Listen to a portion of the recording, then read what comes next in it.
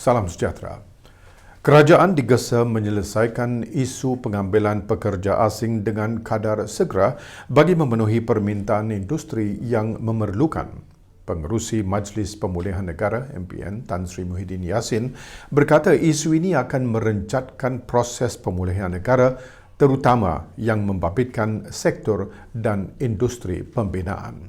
Sektor pembinaan, construction sector masih mengalami penguncupan dengan laporan DOSM menunjukkan nilai kerja pembinaan menguncup 6.1% kepada 29.5 bilion berbanding suku tahun yang sama tahun lepas.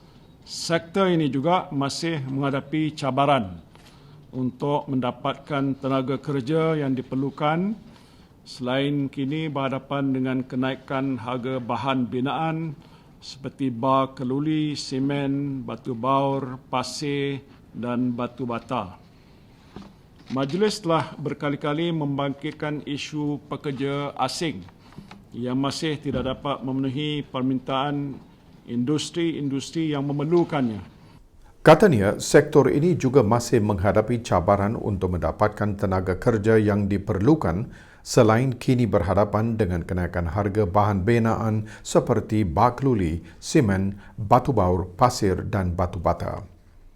Tan Sri Muhyiddin berkata MPN sudah berkali-kali membangkitkan isu pekerja asing yang masih tidak dapat memenuhi permintaan industri-industri yang memerlukannya. Tan Sri Muhyiddin berkata demikian pada sidang media selepas mempengerusikan mesyuarat MPN di Kuala Lumpur. Proses pemulihan ekonomi akan kembali rancak dalam tempoh beberapa bulan akan datang susulan pembukaan semula sempadan negara pada 1 April. Pengerusi Majlis Pemulihan Negara Tan Sri Muhyiddin Yassin berkata prosedur operasi standard untuk pengembara yang dipermudah akan menggalakkan lebih ramai pelancong kembali mengunjungi negara ini. Beliau berkata difahamkan 50 syarikat penerbangan kembali mendarat di lapangan terbang antarabangsa Kuala Lumpur KLIA. Ini merupakan suatu petanda yang baik. Jumlah pelawat yang sudah pun datang ke sini, bagaimana ada data yang ditunjukkan, juga mungkin tak tahu berapa ratus ribu. 250 ribu. Tapi kalau ikut sasarannya masihlah rendah.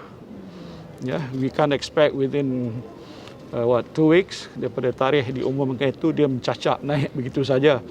Dia akan mengambil masa. Tan Sri Muhyiddin yang melakukan tinjauan di sekitar KLIA berkata proses itu akan mengambil masa sekurang-kurangnya 2 tahun sebelum negara pulih seperti dahulu.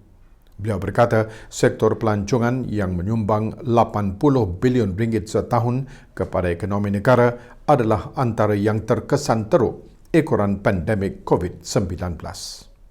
Sekian Buletin MPN.